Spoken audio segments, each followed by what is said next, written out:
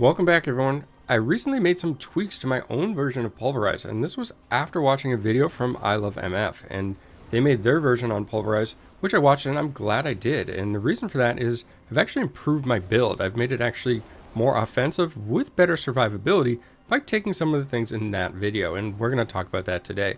First, we should mention that pretty much all Pulverize builds are pretty similar. They're all going to primarily use the majority of the same aspects. Sometimes these will vary on boots, and the second ring slot is a little flexible as well. You could run Aspect to the Umbral, you could run Starless Sky Ring, you could run Hunter's Zenith. So a lot of times these builds are going to be very similar. Not going to go and cover all the information in that. I will update the D4 builds link and leave that in a pinned comment so that you can see all the information that's been in previous videos, and that way you don't have to go through and rewatch all of them.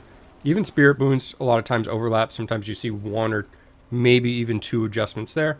So we're primarily going to talk about the skill tree as well as the Paragon tree and what's been changed in my version of the build that's made it better.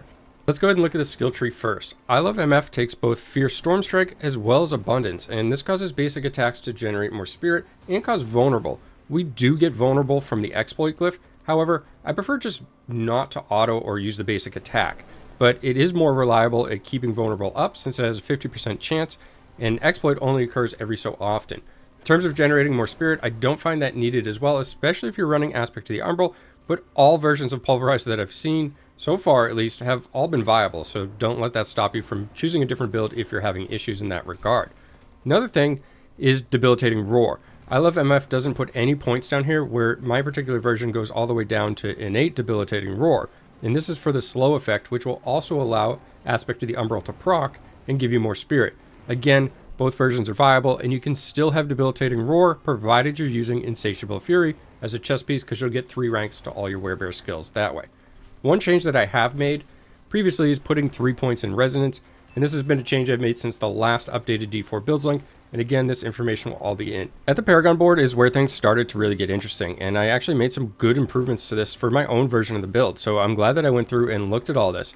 At first I thought there might be some nodes that were affecting basic skills and so forth, given what I saw in the skill tree from I Love MF's version, but turns out there wasn't any, so I actually refunded all my points, which is conveniently done now, respec'd into it just to give it a try. I found that would be quicker than actually kind of calculating everything out and seeing what I was gaining compared to what I was losing, and overall it actually made some changes, and positive ones at that.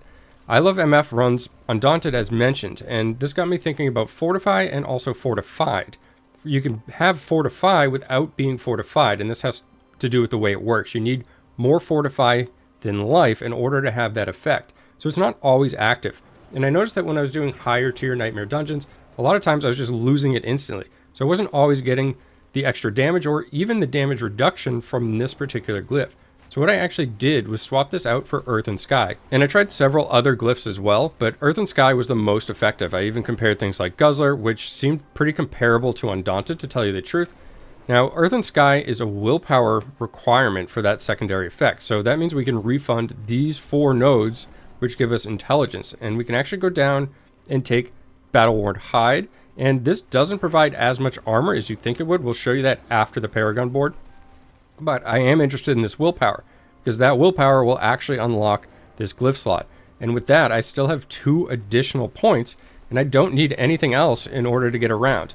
Now, looking at what else was available on the board, I could take some points in armor, which is actually much better than going through and taking these total armor in Werebear form, or I could move this intelligence node over, because I need willpower to unlock this, and for the additional requirements in the later board, I've got this met. I actually have an extra 19 intelligence here. I'm meeting the dexterity requirement by 10, and this is all because we still run plus all stats on our boots with triple resist, and that's something that I've stressed in all versions of my Pulverize since I kind of came into that information when I was analyzing my own build. Plus stats and triple resist on your boots are going to be one of the best choices you can make for your equipment, because it's going to allow you to meet secondary requirements on that 4th board, as well as cover your resists and get them all to 70. So what I want to do is actually pick up this damage node, just because it's going to be some additional damage, and I can do that by putting a point, and then I can move 1 point into willpower, and that will allow me to remove the intelligence and pick up this armor node. Alright, let's go ahead and take a look at what I was talking about when I said the Werebear Armor isn't as much as you would think when compared to regular armor.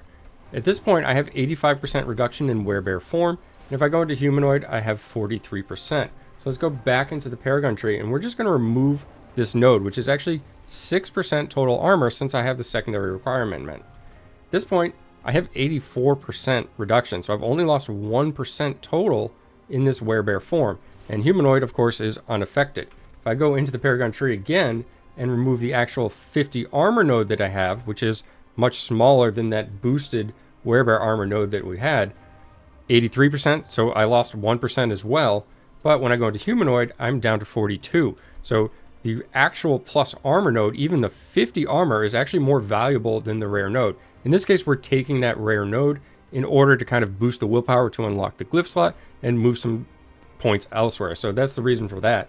However, the best use of this actually means that we want to go in and get this willpower to activate the glyph slot, and then we actually probably want to take this damage when healthy, and that'll give us the biggest boost overall and the most damage output without really affecting our survivability, because we're still going to be at that 85% reduction, and we lose 1% when in humanoid form.